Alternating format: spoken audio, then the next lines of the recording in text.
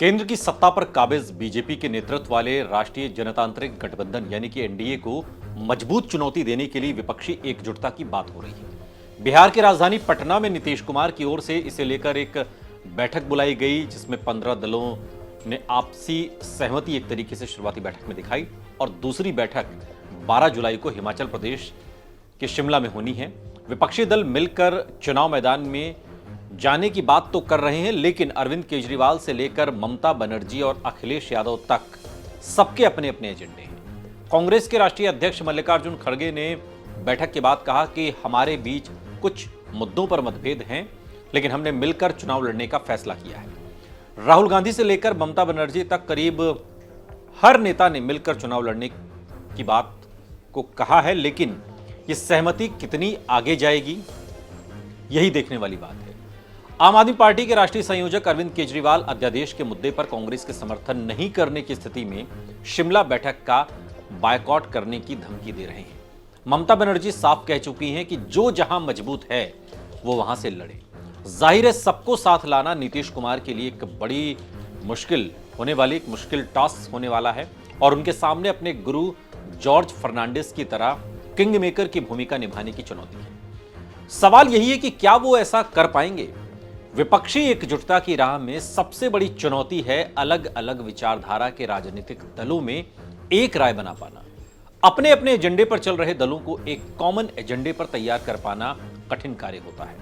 हालांकि जॉर्ज फर्नांडिस ने ऐसा करके दिखाया था, तब एनडीए का एक कॉमन एजेंडा तैयार हुआ था और बीजेपी ने उस कॉमन एजेंडे से राम मंदिर से लेकर जम्मू कश्मीर में अनुच्छेद 370 हटाने तक अपने प्रमुख मुद्दे गठबंधन के लिए छोड़ दिए थे। 1998 में 13 महीने तक चली एनडीए सरकार की विदाई के बाद मध्यावधि चुनाव हुए और गठबंधन ने बढ़े कुनबे बढ़ी सीटों के साथ सत्ता में वापसी की। एनडीए की सरकार बनी और तब 5 साल का कार्यकाल पूरा हुआ। विपक्षी नेता भी इसका जिक्र करते हुए दलों को बीजेपी से सीख लेने की नसीहत दे रहे हैं। विपक्षी एकजुटता की राह में कॉमन मिनिमम प्रोग्राम यानी कि कॉमन एजेंडा से ज्यादा सीट बंटवारे पर पेंच फंसेगा। ममता बनर्जी ने कहा है कि जो जहां मजबूत है वो वहां से लड़े, और ये नारा उन्होंने दिया। अखिलेश यादव भी ममता बनर्जी के फॉर्मूले के समर्थन में हैं, तो दूसरी तरफ नीतीश कुमार ने एक सीट पर एक बनाम एक का नारा दिया है। संदेश साफ है कि हर दल इस बात पर तो सहमत है कि बीजेपी और एनडीए के खिलाफ एक सीट पर एक ही उम्मीदवार लड़े, लेकिन सवाल यह है कि त्याग करेगा कौन, वो लड़ने वाली पार्टी कौन हो, और इस पर सहमति आसान नहीं है। नीतीश कुमार की बैठक में पहुंची कई पार्टियां अलग अलग राज्यों में काफी मजबूत पकड़ रखती हैं। टीएमसी पश्चिम बंगाल की सत्ता पर काबिज है, तो झारखंड मुक्ति मोर्चा झारखंड की सत्ता पर, डीएमके तमिलनाडु, तो जेडीयू आरजेडी बिहार में, आम आदमी पार्टी दिल्ली और पंजाब में सत्ता में है। अखिलेश यादव की सपा ने यूपी चुनाव में बीजेपी को मजबूत चुनौती दी थी। हर पार्टी अधिक से अधिक सीट पर लड़ना चाहेगी।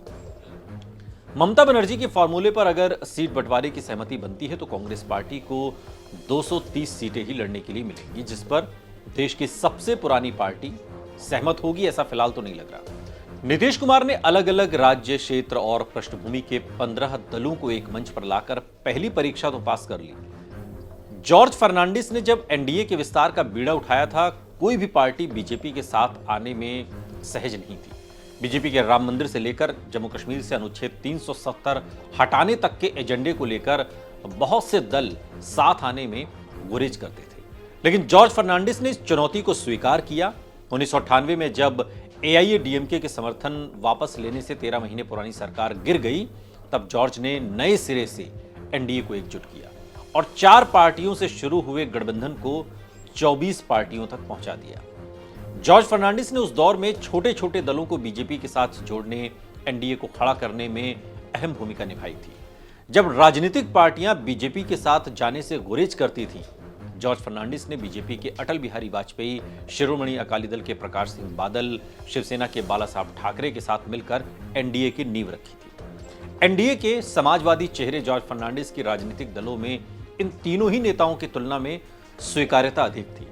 जॉर्ज फर्नांडिस को एनडीए के संयोजक की जिम्मेदारी दी गई और आज लगभग वैसी ही स्थिति कांग्रेस की है। अलग अलग राज्यों में मजबूत दल कांग्रेस पार्टी के साथ जाने में हिचक रहे हैं। अलग अलग दलों के अपने अपने एजेंडे हैं, अपनी अपनी राजनीति है और ऐसे में छोटे छोटे दलों को कांग्रेस के साथ जोड़ने, विपक्षी गठबंधन का कुनबा बढ़ाने की जिम्मेदारी नीतीश कुमार ने अपने कंधों पर ली है। नीतीश की पहल पर 15 दलों की बैठक में मिलकर चुनाव लड़ने की बात पर सहमति तो बन गई, लेकिन क्या यह सहमति चुनावी मैदान में उतरने तक बरकरार रह पाएगी, ये बड़ा सवाल है।